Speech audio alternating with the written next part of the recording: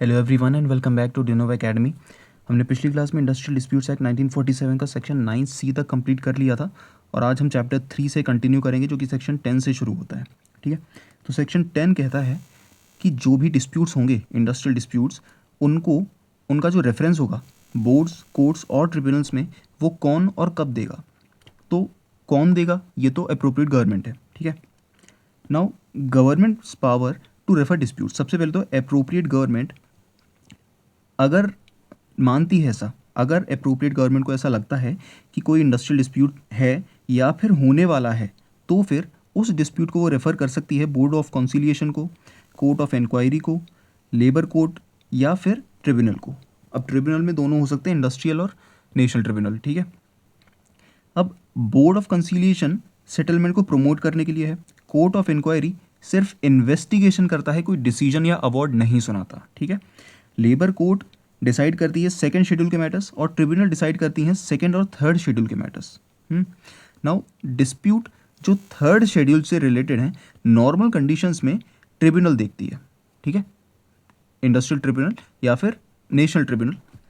लेकिन अगर कोई ऐसा डिस्प्यूट है जिससे 100 से कम वर्कर्स अफेक्ट हो रहे हैं, ठीक है, ऐसा कोई इंडस्ट्रियल डिस्प्यूट जिससे 100 से कम वर्कर्स अफेक्ट हो रहे हैं, तो गवर्नमेंट चाहे तो उस डिस्प्यूट को लेबर कोर्ट में भेज सकती है इंस्टेड ऑफ द ट्रिब्यूनल, जो कि नॉर्मली थर्ड शेड्यूल के मैटर्स को हैंडल करती है। लेकिन अगर 100 से कम वर्कर्स उससे अफेक्ट हो रहे हैं तो गवर्नमेंट उसे लेबर कोर्ट में भी भेज सकती है।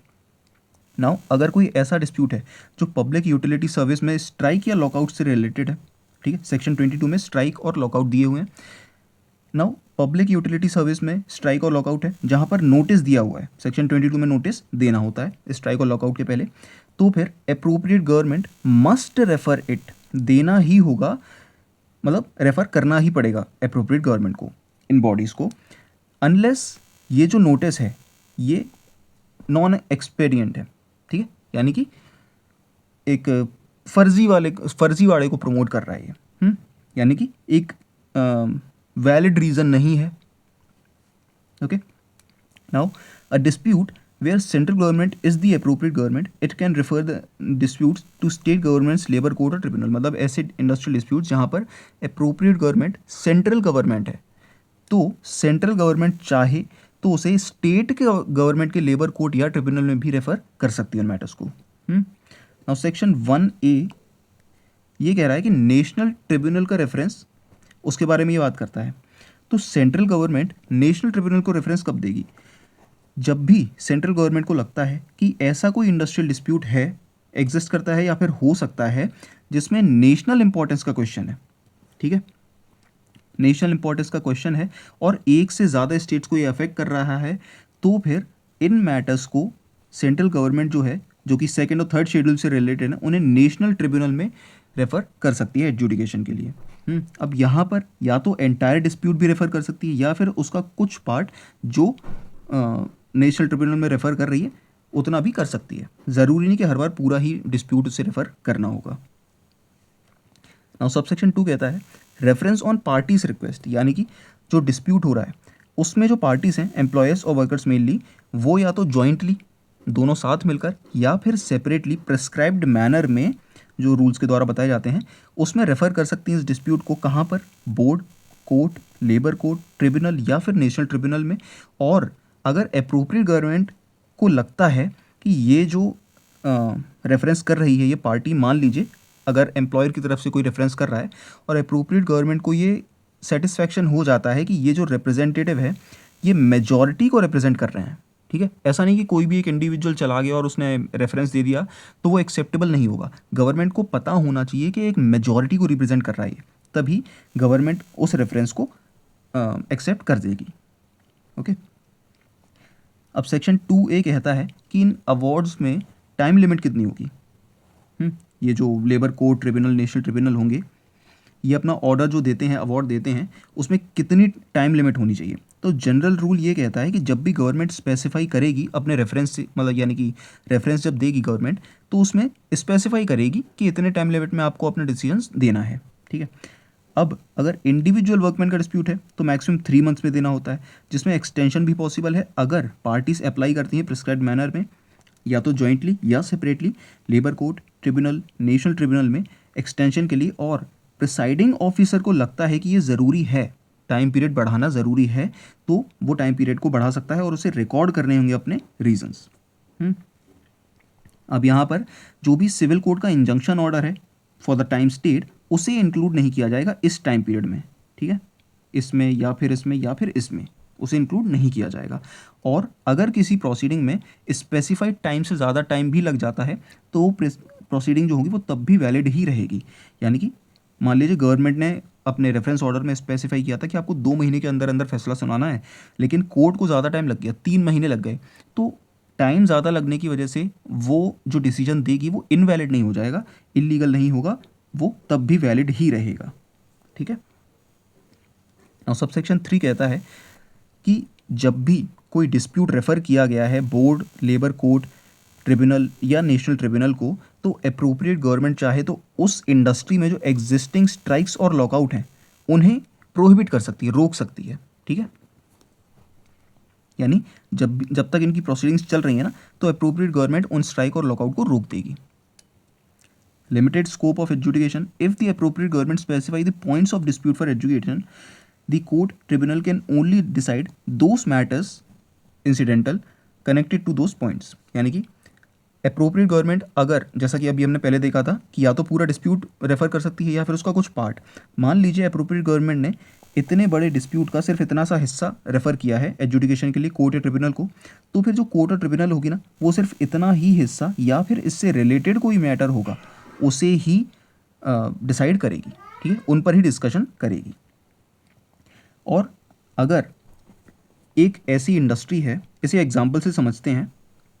देखिए, एक टेक्सटाइल मिल है बॉम्बे में, मुंबई में, जो कि वेज डिस्प्यूट उनका चल रहा है वहाँ पर। तो अब अगर गवर्नमेंट चाहे तो सिर्फ इस मिल के अलावा जो भी बाकी की टेक्सटाइल मिल्स हैं जो वहाँ पर रिलेटेड हैं, जो कोर्ट के डिसीजन से अफेक्ट हो सकती हैं, उन्हें भी इस डिस्प्यूट में इंक्लूड कर सकता है, भले ही ओरिजिनली उन्होंने डिस्प्यूट ना किया हो, ओरिजिनली वो डिस्प्यूट में भले ही पार्टी ना हो, ठीक है। यही सेक्शन कह रहा है, एट टाइम ऑफ रेफरेंस या फिर later but before submission of award, यानी कोर्ट या ट्रिब्यूनल का डिसीजन आने से पहले अप्रोप्रिएट गवर्नमेंट को अगर लगता है कि सिमिलर इस्टेब्लिशमेंट, ग्रुप या क्लास ऑफ इस्टेब्लिशमेंट्स अफेक्ट हो सकते हैं, तो उनको भी इस डिस्प्यूट में, भले ही वो करंटली उसकी पार्टी नहीं है, बट इंक्लूड कर सकता है, ठीक है। यानी कि जो भी अवार्ड देगी ये कोर्ट, उसका इफेक्ट रिलेटेड इंडस्ट्रीज़ पर भी, इंडस्ट्रियल इस्टेब्लिशमेंट्स पर भी पड़ेगा। क्योंकि इसको एक और एग्जांपल से देखते हैं। मान लीजिए ये टेक्सटाइल मिल में जो डिस्प्यूट था, वेज डिस्प्यूट, तो अब इसका फैसला आने के बाद सिर्फ इस मिल में जो एम्प्लॉयर था उसने अपने वर्कर्स की सैलरी 20 गुना बढ़ा दी एग्जाम्पल के लिए, तो फिर जो भी महाराष्ट्र में बाकी के टेक्सटाइल मिल्स होंगे उनके वर्कर्स फिर से डिस्प्यूट करेंगे कि क्योंकि इन कंपैरिजन जब सेम टेक्सटाइल मिल के वर्कर्स को ज़्यादा सैलरी मिल रही है, वेजेस मिल रहे हैं, तो हमें क्यों नहीं, ठीक है। और यही रीज़न है यहाँ पर सिमिलर इस्टेब्लिशमेंट्स को इंक्लूड करने का। नहीं तो वो सेपरेट अपने डिस्प्यूट्स करेंगे जिसके लिए अलग से कोर्ट का टाइम ख़राब होगा। सबसेक्शन 6 कह रहा है कि नेशनल ट्रिब्यूनल की सुप्रीमेसी रहेगी। जैसे इंडिया में सुप्रीम कोर्ट की सुप्रीमेसी रहती है ना, उसी तरह से यहाँ पर नेशनल ट्रिब्यूनल की सुप्रीमेसी है। अगर कोई भी डिस्प्यूट नेशनल ट्रिब्यूनल को रेफर कर दिया गया है तो कोई भी दूसरी लेबर कोर्ट या ट्रिब्यूनल अब उसके पास ज्यूरिसडिक्शन नहीं रहेगा कि वो इस डिस्प्यूट को एडजुडिकेट कर सके। भले ही वो उसके ज्यूरिसडिक्शन में आता हो वो मैटर, लेकिन एक बार नेशनल ट्रिब्यूनल के पास ये मैटर चला गया तो कोई और कोर्ट उसे प्रैक्टिस नहीं कर सकती। और अगर वो डिस्प्यूट किसी भी और बॉडी में पेंडिंग भी है नेशनल ट्रिब्यूनल के अलावा, तो वो क्वैश हो जाएगा, यानी कि कैंसिल हो जाएगा वहाँ से और सिर्फ नेशनल ट्रिब्यूनल में ही चलेगा। यानी हर केस में नेशनल ट्रिब्यूनल के पास अगर वो केस चला गया है तो उसकी सुप्रीमेसी ही रहेगी बस। Now subsection 7, which government has power. अगर कोई भी डिस्प्यूट है जिसे नेशनल ट्रिब्यूनल को रेफर किया गया है but the central government is not the appropriate government, then any reference under section 15, 17, 19, 33A, 33B and 36A can be a central government reference. यानी इन सेक्शंस के लिए नेशनल ट्रिब्यूनल में जो भी रेफरेंस दी गई है उनके लिए सेंट्रल गवर्नमेंट अप्रोप्रिएट गवर्नमेंट होगी, बाकी सभी केसेस में स्टेट गवर्नमेंट अप्रोप्रिएट गवर्नमेंट होगी। अच्छा, सबसेक्शन 6 में एक और चीज़ है, अगर गवर्नमेंट, यानी एक बार केस इसके नेशनल ट्रिब्यूनल के जाने के पास गवर्नमेंट चाहे तब भी किसी और लेबर कोर्ट या ट्रिब्यूनल को वो मैटर हैंडल करने के लिए रेफ़र नहीं कर सकती है। ठीक है, अगेन वही नेशनल ट्रिब्यूनल की सुप्रीमेसी ही रहेगी इन केसेस में। अब सबसेक्शन 8 कहता है कि प्रोसीडिंग के दौरान अगर किसी वर्कमैन की डेथ हो जाती है तो इस रीज़न की वजह से केस लैप्स नहीं होगा, उसका केस ख़त्म नहीं हो जाएगा, बल्कि जो भी उसका अवार्ड देगी कोर्ट या ट्रिब्यूनल, उसके बेनिफिट उस वर्कर की फैमिली या डिपेंडेंट्स को मिलेंगे। अब सेक्शन 10A कहता है voluntary reference of dispute to arbitration, यानी कि अब एम्प्लॉयर और वर्कर्स ने ये डिसाइड कर लिया कि हमें भैया गवर्नमेंट का इन्वॉल्वमेंट नहीं चाहिए अपने मैटर में और हम तो आपस में ही अपने आप ही सुलझा लेंगे। तो इन्होंने डिसाइड कर लिया एक अग्रीमेंट के थ्रू कि हम एक न्यूट्रल जज या फिर एक आर्बिट्रेटर, जैसे एक प्राइवेट अंपायर भी कह सकते हैं, उसे अपॉइंट कर लेते हैं और हमारा जो भी डिस्प्यूट है ना उसके थ्रू हम सेटल करवा लेंगे। तो सबसेक्शन 1 कहता है कि आर्बिट्रेशन कब शुरू कर सकते हो आप, कब जा सकते हो आर्बिट्रेटर के पास।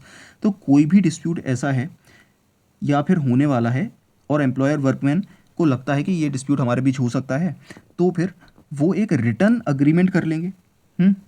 और रिटर्न एग्रीमेंट्स के ज़रिए इस डिस्प्यूट को आर्बिट्रेटर को रेफ़र कर देंगे ये।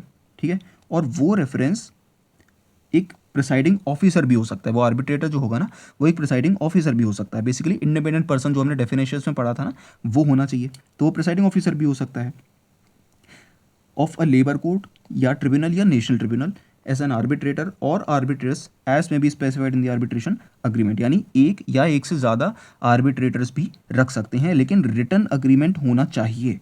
Now dispute can be referred at any time before the dispute has been referred under section 10 to a labor court or tribunal, यानी कि लेबर कोर्ट, ट्रिब्यूनल या नेशनल ट्रिब्यूनल के जाने से पहले ही आप किसी भी डिस्प्यूट को आर्बिट्रेटर के पास लेकर जा सकते हो, बाद में नहीं। अब सबसेक्शन 1A ये कहता है कि अगर आर्बिट्रेटर्स आपने एक से ज़्यादा रखे हैं, जैसा कि हमने अग्रीमेंट में डिसाइड किया था कि हम तो भैया 4 आर्बिट्रेटर्स रखेंगे, 2 या 4 आर्बिट्रेटर्स रख रहे हैं, तो फिर उनमें से एक को आपको अंपायर बनाना होगा। अब ये अंपायर क्यों बनाना है, मान लीजिए 4 आर्बिट्रेटर्स हैं, 2 फेवर में हैं, 2 फेवर में नहीं है, तो फिर डिसीजन कैसे निकलेगा। एक मेन अंपायर तो होना चाहिए ना जो फाइनल डिसीजन सुनाएगा। इसीलिए अगर आपने 2 या 4 आर्बिट्रेटर्स रखे हैं तो उनमें से एक को अंपायर बनाओ और उस अंपायर का डिसीजन ही फाइनल और बाइंडिंग होगा और उसे ही आर्बिट्रेशन अवार्ड माना जाएगा। सबसेक्शन 2 उतना इंपॉर्टेंट नहीं है, फॉर्मल रिक्वायरमेंट्स के बारे में बात करता है कि जो भी अग्रीमेंट होंगे वो किस तरीके से होंगे और साइन कैसे होंगे, वो प्रेस्क्राइब्ड मैनर में होंगे। बेसिकली इसमें रिटर्न और ड्यूली साइंड होना चाहिए, बस इतना से इंपॉर्टेंट है।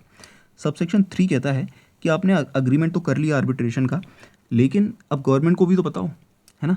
तो जो भी आपका अग्रीमेंट है, रिटर्न अग्रीमेंट, उसकी कॉपी भेजो अप्रोप्रिएट गवर्नमेंट को और कंसिलिएशन ऑफिसर को, और अप्रोप्रिएट गवर्नमेंट उस कॉपी के मिलने के 1 महीने के अंदर अंदर उसे पब्लिश करेगी अपने ऑफिशियल गज़ेट में। बेसिकली ट्रांसपेरेंसी होनी चाहिए ना कि आर्बिट्रेशन अवार्ड भी जो है उससे कौन लोग, कितने लोग अफेक्ट हो रहे हैं, वो उन्हें ऑफिशियल गज़ेट के ज़रिए पता चलेगा। सबसेक्शन 3A कह रहा है कि उन वर्कर्स का क्या, जो उन वर्कर्स या एम्प्लॉयज़ का क्या जो अग्रीमेंट का पार्ट नहीं है। तो सबसे पहले तो मेजॉरिटी रिप्रेजेंटेशन है। If government is satisfied that those who made the agreement to refer dispute to arbitration represent the majority of each party, यानी कि गवर्नमेंट सेटिस्फाइड है कि जो भी आर्बिट्रेशन अग्रीमेंट साइन करते हैं वो मेजॉरिटी पार्टी को रिप्रेजेंट कर रहे हैं। ठीक है, यानी अगर वर्कर्स के रिप्रेजेंटेटिव कोई साइन कर रहा है तो वो वर्कर की मेजॉरिटी को रिप्रेजेंट करता है।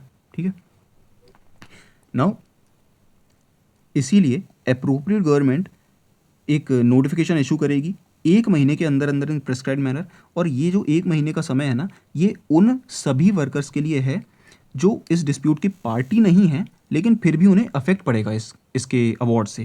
ठीक है, ताकि इस 1 महीने में उन्हें चांस मिल जाए अपना केस प्रेजेंट करने के लिए आर्बिट्रेटर के पास। सबसेक्शन 4 आर्बिट्रेशन प्रोसेस की बात करता है। आर्बिट्रेटर जो होगा ना वो डिस्प्यूट की इन्वेस्टिगेशन करेगा और अप्रोप्रिएट गवर्नमेंट को अपनी रिपोर्ट सबमिट करेगा। ठीक है, और आर्बिट्रेशन जो अवार्ड होगा signed by the arbitrator and all arbitrators, तो अप्रोप्रिएट गवर्नमेंट को बेसिकली सबमिट करना है डिस्प्यूट को इन्वेस्टिगेशन करने के बाद और सबमिट कर देना है अप्रोप्रिएट गवर्नमेंट को। नाउ 4A कहता है कि आर्बिट्रेशन के समय में भी ना गवर्नमेंट नोटिफिकेशन इशू कर सकती है स्ट्राइक और लॉकआउट को रोकने के लिए। जो भी ऑन गोइंग स्ट्राइक और लॉकआउट है ना, उनके कंटिन्यूशन पर रोक लगा सकती है अप्रोप्रिएट गवर्नमेंट और इसे रोक सकती है, ताकि जो प्रोसेस है आर्बिट्रेशन का वो पीसफुल तरीके से हो सके। सबसेक्शन 5 कहता है कि आर्बिट्रेशन एक्ट 1940 इस सेक्शन पर अप्लाई नहीं होगी। So not much important. अभी एक एग्जाम्पल है, वैसे आई एम श्योर आपको समझ में आ गया होगा, इतना टफ उसमें ज़्यादा है नहीं, बट स्टिल अगर आप ये एग्जाम्पल एक बार पढ़ लेंगे तो इससे आपको सब पूरी कहानी एकदम क्लियर हो जाएगी। ठीक है, नाउ चैप्टर 4। चैप्टर 4 बात करता है जो मेन अथॉरिटीज़ हैं यहाँ पर, बोर्ड, कोर्ट और ट्रिब्यूनल्स, उनकी प्रोसीजर और पावर्स के बारे में बात करता है। तो इसमें ज़्यादातर चीज़ें वही हैं जो हमने अब तक इंस्पेक्टर के लिए पढ़ी हैं। जो इंस्पेक्टर की पावर्स होती हैं ना, एंट्री और डॉक्यूमेंट्स प्रेजेंटेशन, विटनेस को एग्जामाइन करना, वो सभी इनकी भी पावर्स वही हैं। तो सबसे पहले तो ये कह रहा है कि जो भी ये बोर्ड, कोर्ट और ट्रिब्यूनल्स हैं ना, ये अपने खुद के प्रोसीजर बना सकते हैं। मेनली तो इन्हें गवर्नमेंट के बनाए हुए रूल्स ही फॉलो करने हैं, बट ये चाहें जो भी इन्हें ठीक लगते हैं ये अपने खुद के प्रोसीजर्स भी बना सकते हैं और उन्हें फॉलो कर सकते हैं। Right to enter workplace, again वही इंस्पेक्टर वाला पावर आ गया। Conciliation officer, board members, court members, presiding officer, labour court, tribunal, national tribunal, इन सभी के पास ये पावर होती है कि वो किसी भी प्रेमाइस इस्टेब्लिशमेंट के प्रेमाइस में एंटर कर सकते हैं डिस्प्यूट की इंक्वायरी के लिए। लेकिन यहाँ पर एक ट्विस्ट है कि ये जो एंट्री करेंगे ना, इन्हें एक रीजनेबल नोटिस पहले देना होगा वहाँ के एम्प्लॉयर को। ठीक है, जिस भी इस्टेब्लिशमेंट में जा रहे हैं ना, वहाँ के एम्प्लॉयर को उन्हें पहले एक रीजनेबल नोटिस देना होगा कि हम डिस्प्यूट के रिगार्डिंग इंक्वायरी करने के लिए आ रहे हैं। अब इनके पास power like a civil court होगी। जो भी ये बोर्ड, कोर्ट, ट्रिब्यूनल्स हैं, इनके पास सिविल कोर्ट की पावर होगी, जिसमें ये अटेंडेंस को एनफोर्स कर सकते हैं, production of documents, examination of witness and other such matters as may be prescribed. तो ये सभी पावर्स इनके पास हैं। और जो भी प्रोसीडिंग ये करेंगे, जो भी इंक्वायरी इन्वेस्टिगेशन करेंगे, इसे जुडिशियल प्रोसीडिंग माना जाएगा under the Indian penal code. Now conciliation officer की क्या पावर्स होंगी? ये भी अटेंडेंस एनफोर्स कर सकता है, डॉक्यूमेंट्स की डिमांड कर सकता है, लेकिन वो डॉक्यूमेंट्स अगर कंसीलिएशन ऑफिसर को लगते हैं तो रेलिवेंट होने चाहिए डिस्प्यूट से। ठीक है, necessary to check if the award is being followed, यानी वो इस मामले में भी चेक कर सकता है कि जो अवार्ड दिया हुआ है वो फॉलो किया जा रहा है या नहीं। ठीक है, needed for any other duty under this act, इस एक्ट के लिए कोई और अदर ड्यूटी हो वो भी। अब ये भी सेम एज सिविल कोर्ट, इसका पावर सोर्स जो है वो सेम एज सिविल कोर्ट है, सिविल प्रोसीजर कोड 1908 के तहत।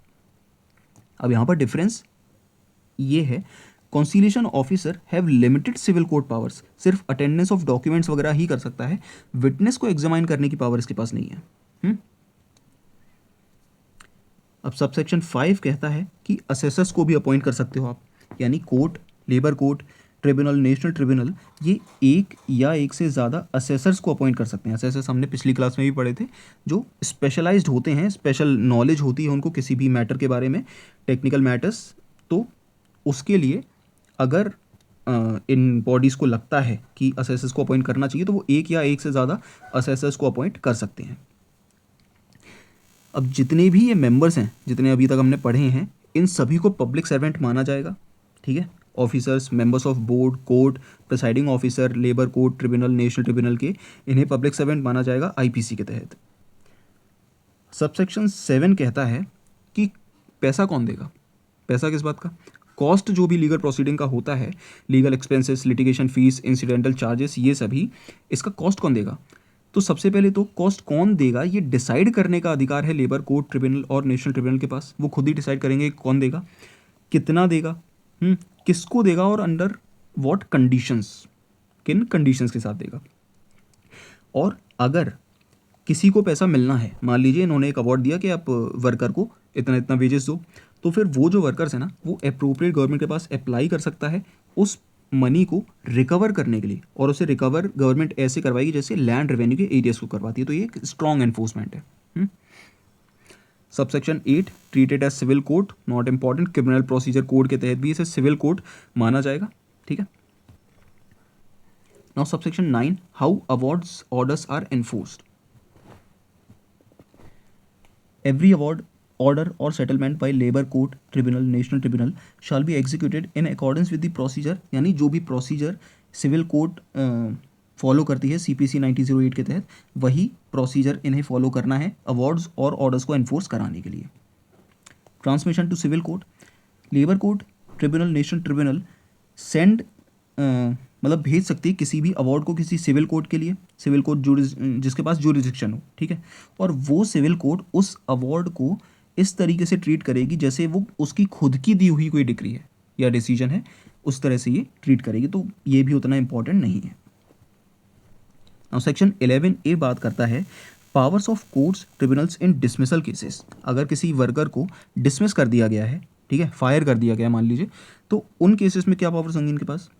सबसे पहले तो अगर वो डिसमिसल जस्टिफाइड नहीं है, यानी कि वो एक वैलिड डिसमिसल नहीं है, बस एम्प्लॉयर ने ऐसे ही कर दिया, ईगो हर्ट हो गया था उसका तो उसने डिसमिस कर दिया, तो कोर्ट उस डिसमिसल ऑर्डर को कैंसिल कर सकती है, वर्कर को दोबारा से उसकी जॉब दिलवा सकती है और उसमें टर्म्स और कंडीशंस भी डाल सकती है. अब यहाँ पर एक पॉइंट ये है, अगर मान लीजिए कि जो एम्प्लॉयर ने वर्कर को डिसमिस किया हुआ है, लेकिन एम्प्लॉयर यहाँ पे एक लेसर पनिशमेंट भी दे सकता था उसको डिसमिसल के अलावा, तो फिर कोर्ट वो भी एनफोर्स करा सकती है कि आप इसे डिसमिस मत करो बट इसको एक लेसर पनिशमेंट दे दो, provided that court can only use existing evidence. अब ये जो डिसमिसल के केसेस है ना, यहाँ पर कोर्ट सिर्फ एग्जिस्टिंग एविडेंसेस को ही यूज़ कर सकती है, कोई भी फ्रेश एविडेंस यहाँ पर सबमिट नहीं किए जाएंगे प्रोसीडिंग के दौरान. और must rely on materials already on record, यानी कि कुछ भी नया इसमें सबमिट नहीं किया जाएगा, जो भी ऑलरेडी एग्जिस्टिंग एविडेंसेस है ना, सिर्फ उनके बिना पर ही ये डिसीजन सुनाया जाएगा. सेक्शन 12 बात करता है ड्यूटीज ऑफ कंसीलिएशन ऑफिसर. अब कंसीलिएशन ऑफिसर देखिए, जब भी जनरल इंडस्ट्रियल डिस्प्यूट होता है तो कंसीलिएशन ऑफिसर मे होल्ड कंसीलिएशन प्रोसीडिंग्स, ध्यान देना मे. लेकिन अगर पब्लिक यूटिलिटी सर्विस का कोई डिस्प्यूट है जो कि सेक्शन 22 में लॉकआउट या स्ट्राइक से रिलेटेड होते हैं मेनली, तो कंसीलिएशन ऑफिसर को प्रोसीडिंग्स होल्ड करनी ही पड़ेंगी, ठीक है, करनी ही होंगी, मस्ट. क्या करेंगे, सबसे पहले तो सेटलमेंट के लिए कंसीलिएशन ऑफिसर इन्वेस्टिगेट करेगा उस डिस्प्यूट में, ठीक है, और जितने भी फैक्ट और मैटर्स उस डिस्प्यूट को अफेक्ट करते हैं विदाउट डिले, जितने भी नेसेसरी स्टेप्स हैं एक सेटलमेंट को लाने के लिए, सेटलमेंट करने के लिए इन दोनों पार्टीज़ के बीच में, उन सभी को एक कंसीलिएशन ऑफिसर को यूज़ करना होगा और विदाउट डिले करना होगा, यानी बिल्कुल भी देरी नहीं करनी है, क्योंकि पब्लिक यूटिलिटी सर्विस जब भी डिसरप्ट होती हैं तो आम जनता को नुकसान होता है. एग्जाम्पल के लिए बैंकिंग सर्विसेज मान लेते हैं, अगर बैंकिंग सर्विसेज बिल्कुल भी मान लीजिए वो हड़ताल पर हैं, ठीक है, एम्प्लॉयज़ जो है वो हड़ताल पर चले गए, तो इसकी वजह से आम जनता जो है उसे बहुत ज़्यादा नुकसान हो सकता है. इसीलिए विदाउट डिले कंसीलिएशन ऑफिसर इस इन्वेस्टिगेशन में इस डिस्प्यूट में अपनी इन्वेस्टिगेशन करेगा और जो भी नेसेसरी स्टेप्स उसे सही लगते हैं सेटलमेंट करने के लिए वो उठा सकता है. सबसेक्शन 3, अगर सेटलमेंट हो जाता है तब क्या करेगा. अगर सेटलमेंट हो जाता है तो कंसीलिएशन ऑफिसर एक रिपोर्ट भेजेगा अप्रोप्रिएट गवर्नमेंट को, या फिर अगर अप्रोप्रिएट गवर्नमेंट ने इस मैटर के लिए किसी ऑथराइज्ड ऑफिसर को अपॉइंट किया हुआ है तो उसे भेजेगा, along with a memorandum of settlement signed by both parties. यानी कि जो भी कंसीलिएशन ऑफिसर ने सेटलमेंट किया है ना, उसका मेमोरेंडम जिसे दोनों पार्टी साइन करती हैं वो भेजेगा किसको, या तो अप्रोप्रिएट गवर्नमेंट को या फिर ऑथराइज्ड ऑफिसर को, ठीक है. अब ये मेमोरेंडम सेटलमेंट भेजना ज़रूरी क्यों है, ताकि जो भी सेटलमेंट हुआ है ना वो बाइंडिंग हो, दोनों पार्टीज़ पर बाइंडिंग हो. वरना अगर ओरली होगा तो ये कल को मुकर जाएंगे कि हमने तो ऐसा बोला ही नहीं और हम दोबारा से स्ट्राइक कर रहे हैं, है ना. इसीलिए बाइंडिंग होने के लिए इसका साइन होना ज़रूरी है, मेमोरेंडम ऑफ सेटलमेंट. और अगर सेटलमेंट नहीं होता है तब क्या होगा. अगर सेटलमेंट नहीं होता है ना तो कंसीलिएशन ऑफिसर जैसे ही इन्वेस्टिगेशन को अपनी क्लोज करेगा पूरी रिपोर्ट भेजेगा अप्रोप्रिएट गवर्नमेंट को जल्दी से जल्दी, ठीक है. उस रिपोर्ट में क्या क्या होगा, कंसीलिएशन ऑफिसर ने क्या क्या स्टेप्स लिए इन्वेस्टिगेशन करने के लिए, डिस्प्यूट से रिलेटेड सारे फैक्ट और सर्कमस्टेंसेस, और सेटलमेंट फेल क्यों हो गया इसका रीज़न भी कंसीलिएशन ऑफिसर को बताना होगा अप्रोप्रिएट गवर्नमेंट को उसकी रिपोर्ट में, ठीक है. पूरी रिपोर्ट भेजनी होगी. अब गवर्नमेंट क्या करेगी, अगर जो भी कंसीलिएशन ऑफिसर ने अपनी रिपोर्ट भेजी है ना, अगर गवर्नमेंट को लगता है कि केस रेफ़र किया जा सकता है तो फिर वो रेफ़र कर सकती है बोर्ड, लेबर कोर्ट या ट्रिब्यूनल या नेशनल ट्रिब्यूनल को। और अगर गवर्नमेंट उसे रेफ़र नहीं करती है, government does not make a reference, appropriate government होगी अगेन, तो फिर उस गवर्नमेंट को ये भी बताना होगा दोनों पार्टीज़ को कि हमने इस वजह से इसे रेफ़र नहीं किया है। ठीक है, record reasons and communicate them to both parties कि हम इस वजह से इस मैटर को बोर्ड, कोर्ट या फिर ट्रिब्यूनल में रेफ़र नहीं कर रहे हैं। बेसिकली ट्रांसपेरेंसी होनी ज़रूरी है। Now time limit for report, देखो कॉन्सिलिएशन प्रोसीडिंग्स जो होती है ना, a report under this section shall be submitted within 14 days from the start of conciliation proceedings। Basically conciliation officer के पास 14 दिन का समय होता है कि वो मैटर को सेटल करके अपनी रिपोर्ट भेज दे। अगर सेटल नहीं हो रहा है तब भी 14 दिन के अंदर अंदर ही अब तुम्हारी जो रिपोर्ट है वो अप्रोप्रिएट गवर्नमेंट को भेज दो। अब अप्रोप्रिएट गवर्नमेंट जो है वो एक शॉर्ट टाइम भी फिक्स कर सकती है कि 5 दिन में भेज दो, है ना। If all parties agree in writing and conciliation officer approves, extension भी पॉसिबल है। दोनों पार्टीज राइटिंग में अग्री हो जाती हैं कि हाँ इसमें टाइम ज़्यादा लग सकता है, और कॉन्सिलिएशन ऑफिसर को भी लगता है कि हाँ इसमें टाइम ज़्यादा लग सकता है, तो एक्सटेंशन भी हो सकता है, ये 14 दिन से ज़्यादा बढ़ाया जा सकता है इसे। सेक्शन 13 कहता है कि तुमने कॉन्सिलिएशन ऑफिसर की ड्यूटीज़ की तो बात कर ली, अब कॉन्सिलिएशन बोर्ड के बारे में क्या। तो मेन ड्यूटी बोर्ड की भी यही है कि डिस्प्यूट को सेटल करो। ठीक है, तो प्राइमरी ड्यूटी यही है बोर्ड ऑफ कॉन्सिलिएशन की कि board is to endeavour to bring about a settlement, यानी पूरी कोशिश करे कि सेटलमेंट हो सके। इन्वेस्टिगेट करे डिस्प्यूट में जितने भी मैटर्स उस डिस्प्यूट से रिलेटेड हैं without any delay, and board can do anything to induce parties to reach a fair and friendly settlement. ठीक है, जो भी नेसेसरी स्टेप्स बोर्ड को ज़रूरी लगते हैं सेटलमेंट कराने के लिए, फेयर एंड फ्रेंडली सेटलमेंट के लिए, वो उठा सकती है। ठीक है, अब अगर सेटलमेंट हो जाता है तो बोर्ड अगेन अप्रोप्रिएट गवर्नमेंट को एक रिपोर्ट अपनी भेजेगी जिसमें मेमोरेंडम ऑफ सेटलमेंट होगा जो दोनों पार्टी साइन करेंगी, same as conciliation officer, same है ये भी। ठीक है, लेकिन अगर सेटलमेंट नहीं होता है तो यहाँ पर मामला थोड़ा डिफरेंट है। अगर बोर्ड ऑफ कॉन्सिलिएशन सेटलमेंट नहीं करवा पाता है तो बोर्ड को रिपोर्ट भेजनी होगी अप्रोप्रिएट गवर्नमेंट को, और उस रिपोर्ट में क्या क्या होगा, आपने क्या प्रोसीडिंग्स की हैं, ठीक है, क्या स्टेप्स लिए आपने सेटलमेंट को स्टैब्लिश करने के लिए, डिस्प्यूट से रिलेटेड फैक्ट और सर्कमस्टांसेस, क्या फाइंडिंग्स मिली हैं आपको इस डिस्प्यूट के प्रोसीडिंग्स के दौरान। ठीक है, कि डिस्प्यूट को सेटल क्यों नहीं करवा पाए, रीज़न फॉर फेलियर बताना होगा, और रिकमेंडेशंस, यानी कि बोर्ड एडवाइस भी कर सकता है कि इसे इस तरीके से सॉल्व किया जा सकता है, ऑल्दो इस केस में पार्टीज नहीं मान रही हैं लेकिन इस तरीके से सॉल्व इसे किया जा सकता है, तो वो अपनी रिपोर्ट पूरी बनाकर अप्रोप्रिएट गवर्नमेंट को देगा। ठीक है, now special rule for public utility services, अगर कोई भी डिस्प्यूट पब्लिक यूटिलिटी सर्विस में है, now if government does not refer to labour court, tribunal, national tribunal after receiving the board's failure report, तो अगेन जैसा कि कॉन्सिलिएशन ऑफिसर के case में था, अप्रोप्रिएट गवर्नमेंट अगर रेफर नहीं करती है इस केस को लेबर कोर्ट, ट्रिब्यूनल या नेशनल ट्रिब्यूनल में, तो उसे अपने रीजंस रिकॉर्ड करने होंगे और दोनों ही पार्टी से कम्युनिकेट करना होगा कि हम इस वजह से, इन रीजंस की वजह से आपके केस को रेफर नहीं कर रहे हैं, आपके डिस्प्यूट को रेफर नहीं कर रहे हैं। नाउ टाइम लिमिट भी होगी रिपोर्ट की, कॉन्सिलिएशन ऑफिसर 14 दिन, CO और बोर्ड ऑफ कॉन्सिलिएशन 2 महीने, 2 months। ठीक है, board shall submit its report within 2 months from the date when the dispute was referred to the board. जिस दिन बोर्ड को मैटर रेफर किया गया है उस दिन से 2 महीने के अंदर अंदर अपनी रिपोर्ट सबमिट करनी होगी। अब गवर्नमेंट इसमें टाइम को एक्सटेंड भी कर सकती है और कम भी कर सकती है। अगर दोनों ही पार्टीज अग्री करती हैं तो फिर इस पीरियड को एक्सटेंड किया जा सकता है। नाउ कोर्ट ऑफ इंक्वायरी की ड्यूटीज़ क्या होंगी। कोर्ट ऑफ इंक्वायरी सबसे पहले सिर्फ इंक्वायरी करती है, इन्वेस्टिगेट करती है। ठीक है, और 6 महीने के अंदर अंदर, इसकी टाइम लिमिट है 6 months। कॉन्सिलिएशन ऑफिसर 14 दिन, बोर्ड ऑफ कॉन्सिलिएशन 2 महीने और कोर्ट ऑफ इंक्वायरी 6 महीने अपनी रिपोर्ट सबमिट करेगी from starting inquiry. Section 15 duties of labour court, tribunals and national tribunals, not important, इसमें कुछ उतना इंपॉर्टेंट दिया ही नहीं हुआ है। सेक्शन 16 फॉर्म ऑफ रिपोर्ट और अवार्ड, रिपोर्ट ऑफ बोर्ड और कोर्ट सबसे पहले तो राइटिंग में होनी चाहिए और सभी मेंबर्स द्वारा साइन की होनी चाहिए। But any member can write a minute of dissent. अब देखिए मिनट ऑफ डिसेंट क्या होता है। मान लीजिए किसी बोर्ड या कोर्ट में 4 मेंबर्स थे, चलिए ठीक है 4 मेंबर्स थे। अब इन्होंने एक रिपोर्ट बनाई अपनी और अवार्ड तैयार है, इनका डिसीजन तैयार है, इन्होंने सबने साइन कर दिया, लेकिन एक मेंबर उसमें ऐसा है जो मेजॉरिटी व्यू से अग्री नहीं करता, वो डिसअग्री कर रहा है कि आप 3 लोग जो मान रहे हो ना वो चीज़, वो मैं नहीं मान रहा हूँ, मुझे ये सही नहीं लग रहा है, तो वो अपने लिए एक मिनट ऑफ डिसेंट बनाएगा।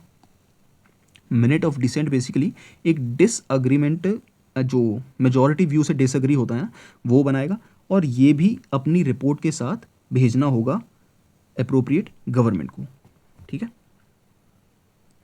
नाउ सबसेक्शन 2 कहता है लेबर कोर्ट, ट्रिब्यूनल और नेशनल ट्रिब्यूनल के अवार्ड का क्या। अब देखो यहाँ पर बोर्ड और कोर्ट से अलग रखा गया है कोर्ट, लेबर कोर्ट, ट्रिब्यूनल और नेशनल ट्रिब्यूनल को, क्योंकि यहाँ पर इसकी रिपोर्ट जो होगी वो सिर्फ प्रिसाइडिंग ऑफिसर ही साइन करेगा और कोई नहीं, सिंगल पर्सन साइन करेगा इसे। यहाँ पर और भी मेंबर्स हो सकते हैं इनमें, लेकिन ये जो 3 बॉडीज़ हैं ये सिंगल मेंबर बॉडी हैं, तो यहाँ पर सिर्फ प्रिसाइडिंग ऑफिसर ही साइन करेगा। ये पूरी कंपैरिजन टेबल है, बहुत ही इजी वे में दी हुई है, तो आपको आसानी रहेगी। यहाँ पर टाइम लिमिट भी लिखी हुई है, कितने टाइम लिमिट मैंने सबमिट करनी है, साइन कौन करेगा, और can dissent, yes yes, but यहाँ पर सिर्फ 1 पर्सन बॉडी है तो डिसेंट नहीं कर सकते ये। Okay. Now publication of reports and awards. सबसे पहले तो गवर्नमेंट को जो भी रिपोर्ट और अवार्ड मिल रही हैं इन बॉडीज से उन्हें पब्लिश करना ही होगा। ठीक है। हर रिपोर्ट बोर्ड और कोर्ट की जो है डिसेंटिंग नोट्स के साथ, और arbitration award, labour court, national tribunal के अवार्ड, इन्हें पब्लिश करने होंगे रिपोर्ट रिसीव करने के 30 दिन के अंदर अंदर। ये टाइम लिमिट ज़रूर याद रखना है, एग्जाम में आया हुआ है ये। ठीक है। मान लीजिए आज रिपोर्ट मिली है, 1 जनवरी को चलो मान लो रिपोर्ट मिली है, तो 30 दिन के अंदर अंदर 31 जनवरी से पहले पहले इन्हें अपनी रिपोर्ट को पब्लिश करना होगा। ठीक है। Now in what ever manner the government thinks fit, यानी गजट में भी कर सकते हैं, न्यूज़पेपर में भी, नोटिस बोर्ड में भी, बेसिकली सभी को बताना है कि आप ये अवार्ड लेबर कोर्ट ने सुनाया हुआ है और हो सकता है आप इससे अफेक्ट हों अगर वो रिलेटेड हों उस फील्ड से तो। और अवार्ड फाइनल होगा, जो भी अवार्ड गवर्नमेंट पब्लिश कर रही है ना वो फाइनल होगा और किसी भी कोर्ट में उसे चैलेंज नहीं किया जा सकता अनलेस गवर्नमेंट उसे डिले या मॉडिफाई ना कर दे। ठीक है। गवर्नमेंट इसे डिले मॉडिफाई कर सकती है सेक्शन 17A में। कोई भी अवार्ड जो होगा वो नॉर्मली पब्लिश होने के 30 दिन के बाद एनफोर्स हो जाएगा अपने आप। ठीक है। मान लो गवर्नमेंट ने अभी 31 जनवरी को इसे पब्लिश किया था, तो अब आने वाले जो 30 दिन हैं उन 30 दिनों के ख़त्म होने के बाद ये अवार्ड जो होगा ये अपने आप एनफोर्स हो जाएगा। ये नॉर्मल रूल है। ठीक है। लेकिन यहाँ पर एक्सेप्शन है, अगर गवर्नमेंट को लगता है कि कोई भी अवार्ड जो लेबर कोर्ट, ट्रिब्यूनल ने दिया हुआ है और जिसमें अप्रोप्रिएट गवर्नमेंट एक पार्टी है, ठीक है, या फिर नेशनल ट्रिब्यूनल ने कोई अवार्ड दिया हुआ है जिससे नेशनल इकोनॉमी या सोशल जस्टिस अफेक्ट हो रहा है, तो फिर अप्रोप्रिएट गवर्नमेंट या फिर सेंट्रल गवर्नमेंट उस अवार्ड को ऐसे डिक्लेयर कर सकती है कि ये 30 दिन के बाद एनफोर्स नहीं होगा। ठीक है। ग्राउंड्स क्या क्या हैं? सबसे पहले तो अप्रोप्रिएट गवर्नमेंट पार्टी है उसमें, सेकेंडली नेशनल इकोनॉमी और सोशल जस्टिस अफेक्ट हो रहे हैं उससे, तो फिर अप्रोप्रिएट गवर्नमेंट और सेंट्रल गवर्नमेंट या फिर सेंट्रल गवर्नमेंट डिक्लेयर करेगी कि ये अवार्ड 30 दिन के बाद एनफोर्स नहीं होगा। ठीक है। अब गवर्नमेंट उस अवार्ड को रिजेक्ट या मॉडिफाई भी कर सकती है। जब अवार्ड पब्लिश हुआ है उसके 90 दिनों के अंदर अंदर अप्रोप्रिएट गवर्नमेंट उस अवार्ड को रिजेक्ट कर सकती है या मॉडिफाई भी कर सकती है। अब अगर मॉडिफाई कर रही है तो फिर उसे ये अवार्ड लेजिस्लेचर में भी रखना होगा, लेजिस्लेचर के सामने पेश करना होगा। अगर स्टेट गवर्नमेंट है तो स्टेट लेजिस्लेचर में, सेंट्रल गवर्नमेंट है तो पार्लियामेंट में ये अवार्ड पेश करना होगा। ठीक है। तो फिर असल में जो मॉडिफाइड अवार्ड है वो अफेक्ट में कब आएगा, एनफोर्स कब होगा? रिजेक्टेड या मॉडिफाइड अवार्ड जो होंगे ना वो लेजिस्लेचर में पेश करने के 15 दिन के बाद एनफोर्स हो जाएंगे। ठीक है। ये नॉर्मल रूल है। अब यहाँ पर भी एक पॉइंट है, अगर गवर्नमेंट फेल हो जाती है किसी भी फॉर्मल मॉडिफिकेशन या रिजेक्शन ऑर्डर के लिए 90 दिनों के अंदर अंदर, मतलब गवर्नमेंट के पास 90 दिन का टाइम था कि वो या तो मॉडिफाई कर दे या रिजेक्ट कर दे, लेकिन गवर्नमेंट दोनों ही नहीं कर पाई। ठीक है। The original tribunal award automatically becomes completely active and enforceable after the 90 day period expires. तो फिर इस 90 दिन के एक्सपायर होने के बाद वो अवार्ड अपने आप ही एनफोर्स हो जाएगा और पूरी तरह से एक्टिव हो जाएगा। अब अवार्ड को ना या तो मॉडिफाई होने के बाद बेसिकली इसे बैक डेट से भी शुरू कर सकते हैं, ठीक है। मतलब इसे पिछली किसी डेट से, जो पास्ट में कोई डेट थी, उससे भी इसे एनफोर्स कर सकते हैं। If no date specified starts when it becomes enforceable under section 1 subsection 1 या फिर 3, यानी 30 दिन के बाद या फिर 90 दिन के बाद। Section 17B full wages during court appeals. अब देखो, कोई एक ऐसा डिस्प्यूट आया जिसमें कोर्ट ने फैसला सुनाया कि नहीं, तुम्हें वर्कर को सारे वेजेस देने होंगे, लेकिन एम्प्लॉयर कह रहा है कि नहीं, मैं तो नहीं दूंगा और मैं तो हाई कोर्ट या सुप्रीम कोर्ट जाऊंगा, ठीक है। अब हाई कोर्ट और सुप्रीम कोर्ट की प्रोसीडिंग्स में कई साल तक लग सकते हैं, तो उतने साल जो वर्कर है वो क्या बिना वेजेस के घूमेगा? ऐसा नहीं है। इसका सॉल्यूशन है, एम्प्लॉयर को अपने वर्कमैन को लास्ट ड्रॉन वेजेस के फुल वेजेस तब तक देने होंगे जब तक उसकी प्रोसीडिंग्स हाई कोर्ट और सुप्रीम कोर्ट में चल रही हैं, during the pendency of such proceedings to in the high court और सुप्रीम कोर्ट, ठीक है। लास्ट ड्रॉन वेजेस यानी कि जो आखिरी बार एम्प्लॉयर ने उसे वेजेस दिए थे ना, सेम वही वेजेस उसे इस प्रोसीडिंग के पेंडेंसी के दौरान देने होंगे, जिसमें मेंटेनेंस अलाउंस भी इंक्लूड किया जाएगा। अब इसकी दो कंडीशंस है। सबसे पहले तो वर्कमैन को कहीं और नौकरी नहीं कर रहा होगा, ठीक है, वो अनएम्प्लॉयड होगा। यानी अगर वर्कमैन कहीं और नौकरी करने लगेगा तो फिर एम्प्लॉयर लायबल नहीं है उसे पैसा देने के लिए। सेकेंड कंडीशन है, वर्कमैन को एक एफिडेविट साइन करना होगा, एक एफिडेविट सबमिट करना होगा, जिससे वो ये बात कंफर्म करेगा कि मैं कहीं और जॉब नहीं कर रहा हूँ, ठीक है। इससे दो चीज़ें होती हैं।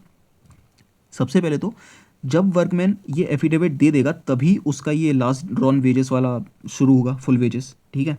सेकेंडली, वो कहीं और एम्प्लॉयड नहीं है तो वो डबल वेजेस नहीं ले रहा है, डबल सैलरी नहीं ले रहा है। वो ऐसा नहीं होगा ना कि वो डिस्प्यूट में भी है लेकिन प्रॉफिट भी कर रहा है अपना, ऐसा नहीं होना चाहिए। प्रोवाइडेड दैट अगर ये प्रूव हो जाता है कि वर्कमैन कहीं और पर भी एम्प्लॉयड है तो फिर उसे कोई वेजेस देने की ज़रूरत नहीं है, ठीक है, लेकिन इसे प्रूव करना ज़रूरी है। सेक्शन 18 कहता है person on whom settlement and awards are binding, यानी किन पर ये जो अवार्ड्स और सेटलमेंट्स जो हैं ये किन लोगों को बाइंड करते हैं, किन लोगों पर लागू होते हैं। सबसे पहले प्राइवेट सेटलमेंट्स जो कंसीलिएशन के दौरान नहीं किए गए। ऐसे सेटलमेंट्स जो एम्प्लॉयर और वर्कर्स ने खुद ही कर लिए हैं, अग्रीमेंट कर लिया है और उसे साइन कर दिया है, तो फिर दोनों ही पार्टीज़ पर, जो एम्प्लॉयर और वर्कर्स जो साइन किया हुआ है जिन पार्टीज़ ने, उन पर ये बाइंडिंग होगा। अगर कोई अवार्ड आर्बिट्रेशन के थ्रू अचीव किया गया है तो फिर जिन पार्टीज़ ने वो मैटर रेफ़र किया था आर्बिट्रेशन को, उन पर ये बाइंडिंग होगा, ठीक है, बाइंडिंग होगा, उन्हें मानना ही पड़ेगा उन पार्टीज़ को। Settlements during conciliation, arbitration with notification और कोर्ट अवार्ड्स, मतलब कि ऐसा सेटलमेंट जो कॉन्सिलिएशन के दौरान हुआ है, ऐसा आर्बिट्रेशन अवार्ड जिसे under section 10A subsection 3A के तहत अवार्ड दिया गया है। लेबर कोर्ट, नेशनल ट्रिब्यूनल या इंडस्ट्रियल ट्रिब्यूनल के जो भी अवार्ड होते हैं वो बाइंडिंग होगी किस पर? All parties to the dispute, ठीक है। उस डिस्प्यूट में जितनी भी पार्टीज़ हैं, बेसिकली दो होती हैं मेनली, एम्प्लॉयर और वर्कमैन की पार्टीज़ होती हैं, तो उन पर बाइंडिंग होगा, ठीक है। अदर पार्टीज़ जिन्हें समन किया गया है इस डिस्प्यूट के लिए, ठीक है, अनलेस बोर्ड या आर्बिट्रेटर या कोर्ट, ट्रिब्यूनल, नेशनल ट्रिब्यूनल ये रिकॉर्ड कर लेती है कि उनकी समन जो हुई थी ना वो विदाउट प्रॉपर कॉज हुई थी, तो फिर वो पार्टीज़ नहीं होंगे। वरना नॉर्मल केसेस में जो जिन पार्टीज़ को समन किया गया है इस डिस्प्यूट के लिए, वो भी, उन पर भी ये डिसीजन बाइंडिंग होगा। जो भी पार्टीज़ हैं उनके सक्सेसर्स, जो भी लीगल रिप्रेजेंटेटिव्स उनके होते हैं ना, और assigns of employer only for the same establishment. All workers employed in the establishment on the date of dispute and all future workers who join later in the establishment or part, क्योंकि ये ज़रूरी है। मान लीजिए कोई veg related dispute का award court ने सुनाया हुआ है, तो फिर जो फ्यूचर में जो वर्कर्स आने वाले हैं उन पर भी तो लागू होगा ना, वो बार बार तो डिस्प्यूट नहीं करेंगे, बार बार केस नहीं करेंगे इन कोर्ट के पास, इसीलिए ये सभी होंगे इनके पार्टीज़, मतलब इन पर जो अवार्ड है वो बाइंडिंग होगा। इसका ये एग्जांपल XYZ टेक्सटाइल मिल थी, एक डिस्प्यूट हुआ था और उनका एक सेटलमेंट हो गया कॉन्सिलेशन के दौरान, तो फिर कौन कौन बाउंड है उससे? मिल ओनर है, सारे वर्कर्स हैं, वर्कर्स जो अगले साल ज्वाइन करेंगे उसे, और नया ओनर भी अगर मिल को बेच दिया जाता है तो नए ओनर पर भी ये जो सेटलमेंट है वो बाइंडिंग होगा। किस पर नहीं होगा? Workers in another textile mill, a worker summoned by mistake, यानी उसे असल में नहीं आना चाहिए था लेकिन मिस्टेक से उसे समन कर दिया गया है, तो वो इससे बाउंड नहीं होगा। सेक्शन 19 कहता है period of operation of settlement and awards, यानी ये जो सेटलमेंट्स और अवार्ड हैं ये कब तक लागू रहेंगे ये भी तो बताओ। तो फिर एक सेटलमेंट कब शुरू होता है? Settlement shall come into operation on date as is agreed upon by the parties to the dispute, यानी कि जो पार्टीज हैं डिस्प्यूट की वो अग्री कर लेती हैं कि हाँ भैया हमने आज साइन कर दिया इसे, मान लो 31 जनवरी को इसे साइन कर दिया है, लेकिन हम चाहते हैं कि ये ऑपरेशन में आए 10 फरवरी से, ठीक है, 10 फरवरी से ये ऑपरेशन में आएगा, तो वो 10 फरवरी से आएगा। लेकिन अगर ऐसी कोई डेट उसमें अग्री की ही नहीं गई है, तो फिर जिस दिन इन्होंने साइन किए हुए हैं ना, यानी कि इस केस में 31 जनवरी को मान लो साइन किए हुए हैं मेमोरेंडम ऑफ सेटलमेंट, तो उसी दिन से ये ऑपरेशन में आ जाएगा। कब तक लास्ट करेगा? जब तक ये पार्टीज अग्री कर रही हैं। मान लो इन्होंने 31 जनवरी को साइन कर दिया और इन्होंने बोला कि हम तो 15 अक्टूबर तक इसे एनफोर्स करना चाहते हैं बस, ठीक है, हम चाहते हैं कि 15 अक्टूबर के बाद अपने आप ही ख़त्म हो जाए। तो फिर ठीक है, चलो ये हो जाएगी। लेकिन अगर ऐसा कोई पीरियड नहीं अग्री किया है इन दोनों ही पार्टीज़ ने, तो फिर 6 महीने तक ये अवार्ड चलेगा। यानी जिस दिन इन्होंने साइन किया है 31 जनवरी को साइन किया है, अब यहाँ से 6 महीने तक ये अवार्ड अपने फोर्स में रहेगा। लेकिन यहाँ पर भी एक कंडीशन है, अगर ये लोग टर्मिनेट करना चाहते हैं, कैंसिल करना चाहते हैं सेटलमेंट को, मान लो इन्होंने डिसाइड कर लिया था कि 15 अक्टूबर को हम इसे ख़त्म कर देंगे, लेकिन इनको अगस्त में पता चलता है कि अब हमें इसकी ज़रूरत है नहीं इस अवार्ड की, तो इसे कैंसिल कर देते हैं। तो इन्होंने 20 अगस्त को इन्होंने एक टर्मिनेशन नोटिस बनाया, ठीक है, और जो वर्कर्स के रिप्रेजेंटेटिव्स थे उन्होंने ये टर्मिनेशन नोटिस दिया एम्प्लॉयर के रिप्रेजेंटेटिव को, ठीक है। तो फिर 20 अगस्त को देने के 2 महीने के बाद ये जो अवार्ड है, ये सेटलमेंट है जो, वो कैंसिल होगा, ठीक है। बेसिकली सीधी बात इतनी है कि जब भी आप नोटिस दे रहे हो ना, उसके 2 महीने बाद भी वो ऑपरेशन में ही रहेगा, और 2 महीने ख़त्म होने के बाद, 2 महीने तक ऑपरेशन में है, 2 महीने ख़त्म होने के बाद वो कैंसिल होगा अपने आप, यानी कि नोटिस आपने दिया है उसके बाद। 20 अगस्त को नोटिस दिया, अब ये 2 महीने और ऑपरेशन में रहेगा, ठीक है, उसके बाद ही कैंसिल होगा। Now subsection 3, how long does an award last. Settlement की बात तो कर ली, अब अवार्ड। नॉर्मली एक अवार्ड जो है वो 1 साल तक ऑपरेशन में रहेगा, जब भी वो इन्फोर्स होता है तब से 1 साल तक ऑपरेशन में रहेगा। अब गवर्नमेंट इस पीरियड को रिड्यूस भी कर सकती है, एक्सटेंड भी कर सकती है 1 ईयर एट अ टाइम। यानी मान लो अवार्ड एनफोर्स हुआ 1 जनवरी 2024 को, नॉर्मली 31 जनवरी 2024 तक ये वैलिड रहेगा, लेकिन गवर्नमेंट ने इसे एक्सटेंड किया, सिर्फ एक बार में 1 साल तक ही एक्सटेंड कर सकती है गवर्नमेंट, तो इन्होंने एक्सटेंड कर दिया 31 दिसंबर 2025 तक। 31 दिसंबर को फिर से एक्सटेंड कर दिया 31 दिसंबर 2026 तक, लेकिन यहाँ पर सिर्फ मैक्सिमम 3 साल तक ही गवर्नमेंट एक्सटेंड इसे कर सकती है, ठीक है, 1-1 साल करके 3 बार एक्सटेंड कर सकती है मैक्सिमम, बस। अब can this period be shortened? Yes, अगर सर्कमस्टेंसेस ऐसे होते हैं, मटेरियली चेंज हो गए हैं कि अब जो अवार्ड 2 साल पहले पास हुआ था, जो फोर्स में था, अब वो रेलिवेंट ही नहीं है आज की कंडीशंस के हिसाब से, तो फिर या तो अप्रोप्रिएट गवर्नमेंट खुद या फिर किसी भी बाउंड पार्टी के एप्लीकेशन पर, और वो बाउंड पार्टी एप्लीकेशन किसको देगी, रेफर किसको करेगी, उस कोर्ट को जिसने वो अवार्ड सुनाया था। अगर लेबर कोर्ट ने अवार्ड सुनाया था तो फिर आप रेफरेंस दोगे लेबर कोर्ट को, ठीक है, और उस जो कोर्ट है, जो बॉडी है, उसका डिसीजन फाइनल होगा और उसे चैलेंज नहीं किया जा सकता। Subsection 5, exception on one time awards. एक ऐसा अवार्ड कोर्ट ने सुनाया कि वेजेस देने थे। मान लो एक वर्कर था, उसने अपने एम्प्लॉयर पर केस किया कि मेरे पिछले 8 महीने के वेजेस जो हैं वो इसने मुझे नहीं दिए हुए हैं। तो कोर्ट में इन्वेस्टिगेशन वगैरह पूरी चली और कोर्ट ने अवार्ड सुनाया कि आप इसके वेजेस वापस दो, ठीक है। फाइनल डिसीजन का यही था। तो ये वन टाइम अवार्ड हुआ, ठीक है। जो एम्प्लॉयर होगा वो बार बार उसे 8 महीने के अवार्ड्स नहीं देगा, जो 8 महीने के वेजेस हैं वो नहीं देगा, एक बार इसे पे कर दिया, ख़त्म, बस। Notice to terminate an award. even after the expiry of period under subsection 3 award continues to bind until 2 months after written notice of termination। यानी बेसिकली वही जो हमने 2 महीने वाली बात पढ़ी थी ना, कूलिंग ऑफ पीरियड, जो कंसिलेशन में सेटलमेंट के समय में बात की थी, यानी जिस दिन उसका टर्मिनेशन का नोटिस जारी होगा उससे 2 महीने तक और वो लागू रहेगा, उसके 2 महीने के बाद वो अपने आप ख़त्म होगा। ये नोटिस कौन दे सकता है? Party giving notice under subsection 2 and subsection 6 must represent the majority of persons bound. Again वही चीज़ है, मेजॉरिटी अगर रिप्रेजेंट कर रहे हो तो आपके नोटिस की वैलिडिटी है, वरना नहीं है। वरना ऐसा नहीं होगा ना कि एम्प्लॉयर का एक एम्प्लॉयर या एक वर्कर चला गया और उसने नोटिस दे दिया टर्मिनेशन का और उससे सभी अफेक्ट हो रहे हैं, ऐसा तो नहीं होगा। अगर वो वर्कर मेजॉरिटी को रिप्रेजेंट कर रहा है तो ही उसकी जो नोटिस है वो वैलिड रहेगी। और सेक्शन 20 प्रोसीडिंग्स स्टार्ट और एंड कब होंगी? सबसे पहले कॉन्सिलेशन की बात करते हैं। स्ट्राइक और लॉकआउट का नोटिस, जिस दिन कॉन्सिलेशन ऑफिसर को स्ट्राइक और लॉकआउट का नोटिस, सेक्शन 22 यानी पब्लिक यूटिलिटी सर्विस के केस में जिस दिन कॉन्सिलेशन ऑफिसर को वो नोटिस मिला हुआ है जिस तारीख को, तब से ही कॉन्सिलेशन प्रोसीडिंग्स शुरू हो जाएंगी। ठीक है। बोर्ड की बात करें तो जिस दिन अप्रोप्रिएट गवर्नमेंट उस डिस्प्यूट को बोर्ड को रेफर कर देगी ना जिस तारीख को, उस दिन से बोर्ड में शुरू हो जाएंगी। एंड कब होगी? जब सेटलमेंट हो जाएगा।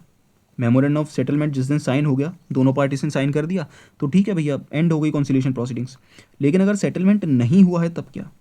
तो फिर कॉन्सिलेशन ऑफिसर की रिपोर्ट जिस दिन अप्रोप्रिएट गवर्नमेंट के पास पहुंच जाएगी, या फिर अगर बोर्ड का केस है तो बोर्ड जिस दिन अपनी रिपोर्ट को पब्लिश कर देगा, इन तारीखों को जो कॉन्सिलेशन की प्रोसीडिंग है वो ख़त्म हो जाएगी।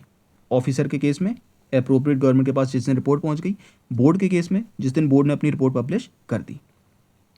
ठीक है। Now reference made to court tribunal during the pendency of conciliation proceedings when the reference order is made under section 10। यानी मान लो कॉन्सिलेशन प्रोसीडिंग्स चल रही थी, लेकिन इसी दौरान गवर्नमेंट ने क्या किया, उसको रेफर कर दिया किसी कोर्ट या ट्रिब्यूनल को, तो फिर जिस दिन उसे रेफर किया हुआ है ना, जिस दिन भी वो रेफरेंस ऑर्डर बनाया हुआ है, उस दिन कॉन्सिलेशन प्रोसीडिंग्स जो है एंड हो जाएंगी। अब यहाँ पे इंपॉर्टेंट है, अगर गवर्नमेंट सेंड करती है, भेजती है किसी डिस्प्यूट को लेबर कोर्ट या ट्रिब्यूनल पे कॉन्सिलेशन के दौरान, तो कॉन्सिलेशन प्रोसीडिंग इमीडिएटली एंड हो जाएगी, इमीडिएटली। ठीक है। और पूरा उसका जो भी प्रोसीडिंग्स होंगी वो कोर्ट के पास ही जाएंगी। आर्बिट्रेशन, ट्रिब्यूनल और कोर्ट प्रोसीडिंग्स के दौरान ये कब शुरू और ख़त्म होगी? ये शुरू होती हैं डेट ऑफ रेफरेंस से, आर्बिट्रेशन और एडजुडिकेशन के लिए। ठीक है। जिस दिन भी गवर्नमेंट ने रेफ़र किया हुआ है किसी डिस्प्यूट को लेबर कोर्ट, ट्रिब्यूनल या नेशनल ट्रिब्यूनल को, या फिर कोई केस डिस्प्यूट रेफ़र किया गया है आर्बिट्रेशन को, उस दिन से वो स्टार्ट होंगी सेम डे से। और एंड कब होंगी? जब उनका अवार्ड एनफोर्स हो जाएगा, सेक्शन 17A में। ठीक है। वही जो नॉर्मल पीरियड होता है ना पब्लिकेशन के 30 दिन के बाद अवार्ड एनफोर्स हो जाएगा, तो उस दिन इनकी जो प्रोसीडिंग्स हैं वो ख़त्म होंगी, बल्कि साइन करने वाले दिन नहीं, बल्कि एनफोर्स हो जाएगा अवार्ड उस दिन। ये उसका एग्जाम्पल है, इसे बस आप एक बार देख लीजिए। बाकी ऑल्दो आई एम श्योर आपको ये क्लियर हो गया होगा, बट स्टिल एक बार एग्जाम्पल देख लीजिए और आसानी से क्लियर हो जाएगा। सेक्शन 21 कहता है कुछ मैटर्स ऐसे हैं जिन्हें कॉन्फिडेंशियल रखना चाहिए। सेंसिटिव बिजनेस है या ट्रेड यूनियन के सीक्रेट्स हैं, उन्हें सीक्रेट रखो, कॉन्फिडेंशियल रखो। ठीक है। तो अब इसमें कौन सी इन्फॉर्मेशन प्रोटेक्टेड रहेगी? सबसे पहले तो ट्रेड यूनियन की कोई ऐसी इन्फॉर्मेशन जो इन्वेस्टिगेशन या इंक्वायरी के दौरान ऑब्टेन की गई है। इंडिविजुअल बिजनेस की कोई ऐसी trade secret, profit margin, business plan वगैरह जो इन्वेस्टिगेशन या इंक्वायरी के समय ऑब्टेन की गई है। लेकिन यहाँ पर एक कंडीशन है, ये जो इन्फॉर्मेशन ये लोग कॉन्फिडेंशियल रखना चाहते हैं, ये किसी और सोर्स पे अवेलेबल नहीं होनी चाहिए, कहीं और अवेलेबल नहीं होनी चाहिए ये। ठीक है। प्रोटेक्शन कैसे दी जाएगा? सबसे पहले तो राइटिंग में इन्हें रिक्वेस्ट करनी होगी। ट्रेड यूनियन या फिर जो पर्सन है, फर्म, कंपनी है, उसे राइटिंग में रिक्वेस्ट करनी होगी कि इस इंफॉर्मेशन को कॉन्फिडेंशियल रखो। फिर exclusion from report award, such information shall not include any published report और अवार्ड, यानी ऐसी कोई पब्लिकली पब्लिश्ड रिपोर्ट या अवार्ड कॉन्फिडेंशियल नहीं रखी जाएगी इस सेक्शन के दौरान, सेक्शन के पर्पज़ के लिए। और non disclosure, no one involved can reveal this information without written consent, यानी बिना रिटन कंसेंट के इस इन्फॉर्मेशन को रिवील नहीं किया जा सकता। डिस्क्लोज कौन कर सकता है, कौन नहीं कर सकता, sorry, who can not disclose this information, सभी कॉन्सिलेशन ऑफिसर, कॉन्सिलेशन बोर्ड के members, court members, labour court tribunal, national tribunal के प्रिसाइडिंग ऑफिसर्स, आर्बिट्रेटर या फिर कोई भी जो प्रोसीडिंग के दौरान मौजूद है वो इस इन्फॉर्मेशन को डिस्क्लोज नहीं कर सकता। Who must give consent to disclose, अब इन्फॉर्मेशन को डिस्क्लोज करने के लिए कंसेंट कौन देगा? अगर इन्फॉर्मेशन ट्रेड यूनियन की है तो फिर उस ट्रेड यूनियन का सेक्रेटरी जो होगा राइटिंग में उसे कंसेंट देनी होगी। अगर वो इन्फॉर्मेशन किसी पर्सन, फर्म, कंपनी से रिलेटेड है तो फिर वो पर्सन, फर्म या कंपनी राइटिंग में जब कंसेंट देगी तभी उस इन्फॉर्मेशन को डिस्क्लोज किया जा सकता है। इसमें आपको मेनली याद रखना है सिर्फ ट्रेड यूनियन का जो सेक्रेटरी होगा वो रिटर्न कंसेंट देगा तभी उसे डिस्क्लोज कर सकते हैं। Provided that for prosecution under section 193 of IPC, okay, ये उतना इम्पॉर्टेंट नहीं है। चैप्टर 5 बहुत इंपॉर्टेंट है, extremely important, majority of questions यहीं से आते हैं इसके। Strikes and lockouts. अब इसमें सेक्शन 22 जो है वो पब्लिक यूटिलिटी सर्विसेज में स्ट्राइक और लॉकआउट्स को प्रोहिबिट करता है। सबसे पहले तो पब्लिक यूटिलिटी सर्विसेज जो है रेलवे, पावर, वाटर, ये सभी हो गई जो बहुत सारे लोगों को अफेक्ट करती हैं, यहाँ पर स्ट्राइक और लॉकआउट नहीं होंगी, लेकिन हो सकती हैं कुछ स्पेशल केसेस में। ठीक है, when can workers in public utility strike? No person employed in public utility service shall go on strike in breach of contract, no strike allowed if. सबसे पहले तो आपको एक नोटिस देना होगा स्ट्राइक करने के 6 हफ्ते पहले। ठीक है, और ये 6 हफ्ते का पीरियड बहुत ही इंपॉर्टेंट है, क्योंकि पब्लिक यूटिलिटी सर्विस में अगर आप सडनली कोई स्ट्राइक कर देते हो ना तो उससे बहुत सारे लोग अफेक्ट हो सकते हैं, वो भी बिना इन्फॉर्मेशन के। उन्हें इन्फॉर्मेशन मिली नहीं और फिर भी वो फिर अफेक्ट हो गए तो उनके मतलब कई लोगों की लाइफ पर बहुत बुरा असर पड़ता है। एग्जाम्पल के लिए बैंकिंग कंपनी ले लो, कई लोग ऐसे हैं जो पैसा निकालना चाहते हैं, ज़्यादा पैसा निकालना चाहते हैं तो बैंक से ही निकलेगा, है ना। और बैंक में मान लो सडनली उन्होंने स्ट्राइक कर दी एम्प्लॉइज़ ने, तो कैसे होगा? इसीलिए ये 6 वीक्स का एक नोटिस बहुत इंपॉर्टेंट है। आप जब भी स्ट्राइक करना चाहते हो, फ्यूचर डेट में ही करोगे ऑब्वियसली, तो 6 हफ्ते पहले का एक नोटिस दो। अब स्ट्राइक देने से 14 दिन के अंदर अंदर तो आप नहीं ही कर सकते स्ट्राइक। यानी striking within 14 days of giving notice not allowed, striking before the date mentioned in the notice not allowed. ठीक है, अगेन आपने नोटिस दिया था कि मैं 20 अगस्त को स्ट्राइक करूंगा, अब ये ठीक है, चलो 6 हफ्ते वाला आपका हो गया, लेकिन आप ऐसा नहीं कर सकते कि चलो भैया 20 अगस्त को दिया था, 10 दिन ही तो बचे हैं, 10 अगस्त को स्ट्राइक कर लेते हैं, तो ऐसा नहीं होगा। कॉन्सिलिएशन प्रोसीडिंग्स के दौरान और कॉन्सिलिएशन प्रोसीडिंग्स खत्म होने के 7 दिनों के बाद तक आप स्ट्राइक नहीं कर सकते। ठीक है, तो ये 4 कंडीशंस एक्सट्रीमली इंपॉर्टेंट है। 6 weeks, 14 days before the date and conciliation proceedings and 7 days after its end. Subsection 2 कहता है when can employers in public utility lockout. Same चीज़ है, एग्जैक्ट सेम चीज़ है, वही नोटिस देना होगा। अब डिफरेंस सिर्फ इतना है कि यहाँ पर लॉकआउट है जो एम्प्लॉयर करता है, स्ट्राइक है यहाँ पर, स्ट्राइक है जो वर्कर्स करते हैं। ठीक है, अब लॉकआउट में भी सेम कंडीशंस एम्प्लॉयर पर भी लागू होती हैं। No employer carrying on public utility service shall lockout any of his workman. 6 महीने का नोटिस देना, 6 हफ्ते का नोटिस देना होगा, 14 दिन के अंदर अंदर नहीं कर सकता, बिफोर डेट में नहीं कर सकता, कॉन्सिलेशन प्रोसीडिंग्स और कॉन्सिलेशन एंड होने के बाद 7 दिनों तक नहीं कर सकता। ठीक है, सिंपल टर्म्स में 6 हफ्ते का एडवांस नोटिस देना होगा, 14 दिन तक वेट करो।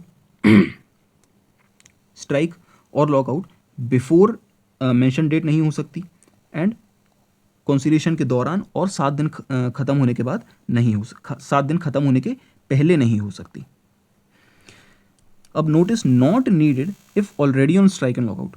अब मान लो ऑलरेडी स्ट्राइक चल रही है तो फिर आपको फ्रेश नोटिस देने की ज़रूरत नहीं है उस स्ट्राइक को कंटिन्यू करने के लिए। सेम चीज़ लॉकआउट में भी है, एक फ्रेश नोटिस नहीं देना अगर ऑलरेडी स्ट्राइक या लॉकआउट चल रहा है तो, लेकिन एम्प्लॉयर को एक इंटीमेशन भेजना होगा एक प्रेस्क्राइब्ड अथॉरिटी को जो अप्रोप्रिएट गवर्नमेंट स्पेसिफाई करेगी। ठीक है, चाहे वो लॉकआउट का हो या स्ट्राइक का हो, यहाँ पर एम्प्लॉयर नोटिस भेजेगा, दोनों का ही। ठीक है, नोटिस कैसे देगा? स्ट्राइक का notice given by prescribed number of persons to prescribe person in prescribe manner. Again वही प्रेस्क्राइब है यहाँ पर, तो उतना इंपॉर्टेंट नहीं है। Employer must report to government.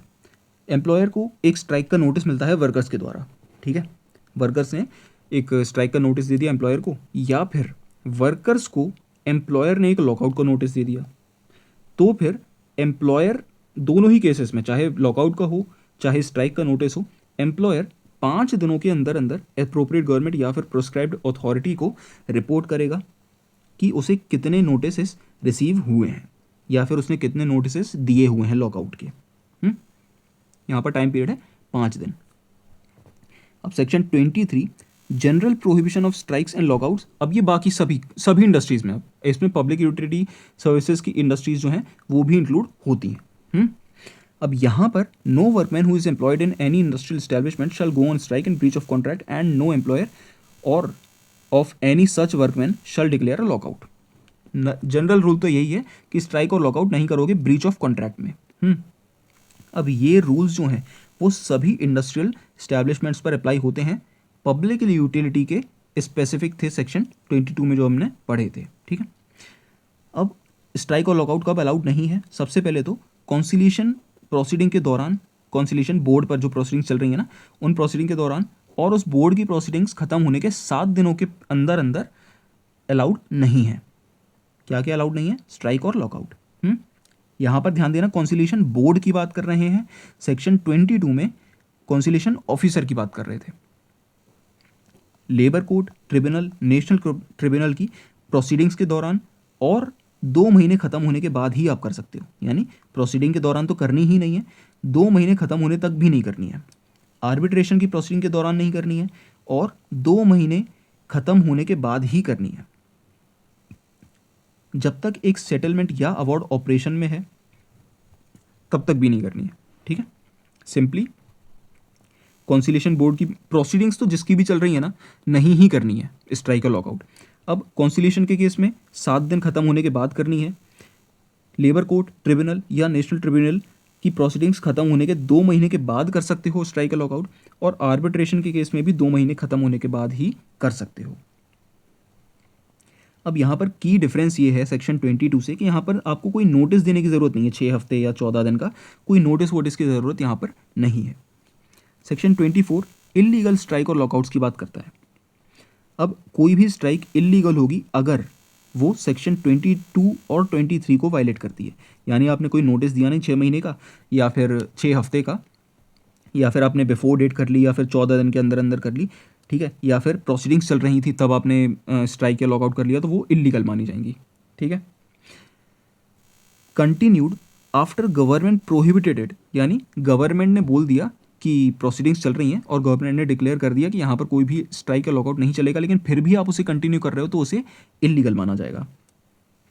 Subsection 2 exception लाता है यहाँ पर, strike lockout already happening when dispute referred to board, tribunal, arbitrator are not illegal to continue, यानी जो भी स्ट्राइक और लॉकआउट ऑलरेडी चल रहे हैं, ठीक है, वो कंटिन्यू करने के लिए इलीगल नहीं होंगे, लेकिन अगर उसे गवर्नमेंट ने प्रोहिबिट कर दिया है और तब भी आप कंटिन्यू कर रहे हो तो इलीगल रहेगा, ठीक है। It was legal when started, मतलब जब शुरू हुई थी तब लीगल थी तो अभी भी लीगल रहेगी। सबसेक्शन 3 कहता है रिटेलिएशन इज नॉट इलीगल, मतलब एक एम्प्लॉयर है, उसने वर्कर्स की इलीगल स्ट्राइक के बदले में एक लॉकआउट कर दिया तो उसे लीगल ही माना जाएगा, ठीक है। यानी आप गलत को करने के लिए गलत कर रहे हो ना, तो आप सही ही माने जाओगे। Employer locks out because workers started illegal strike, तो फिर लॉकआउट इलीगल नहीं रहेगा, लीगल ही रहेगा। वर्कर्स ने स्ट्राइक कर दी एम्प्लॉयर के इलीगल लॉकआउट के बदले में, तो फिर स्ट्राइक लीगल रहेगी। सेक्शन 25 कहता है no money for illegal strike और लॉकआउट, यानी कोई भी ऐसा इंसान जिसे पता है कि ये स्ट्राइक या लॉकआउट इलीगल है, ठीक है, जो भी अभी हमने यहाँ पे सेक्शन 24 में पढ़ा था कि इलीगल स्ट्राइक या लॉकआउट है, लेकिन फिर भी आप उसे मॉनेटरी सपोर्ट दे रहे हो, पैसा दे रहे हो उसे स्ट्राइक या लॉकआउट कंटिन्यू करने के लिए, तो फिर ये प्रोहिबिटेड है इस सेक्शन के लिए। अब ये एक कंपैरिजन है सेक्शन 22 और 23 का पब्लिक यूटिलिटी सर्विस और बाकी सभी इंडस्ट्रीज़ में, तो इसे ज़रूर आप एक बार पढ़ लीजिए, पूरी तरह आपको क्लियर हो जाएगा, ठीक है। तो ये थी आज की क्लास। नेक्स्ट क्लास में ले ऑफ रिट्रेंचमेंट के बारे में पढ़ेंगे, जो बहुत ही इंपॉर्टेंट है, ठीक है, और मोस्ट प्रोबेबली 3rd पार्ट जो होगा इस क्लास का वो हमारा लास्ट पार्ट होगा। उसके बाद ये एक्ट जो है वो ख़त्म हो जाएगी। ठीक है, तो तब तक के लिए गुड बाय, मिलते हैं अगली क्लास में।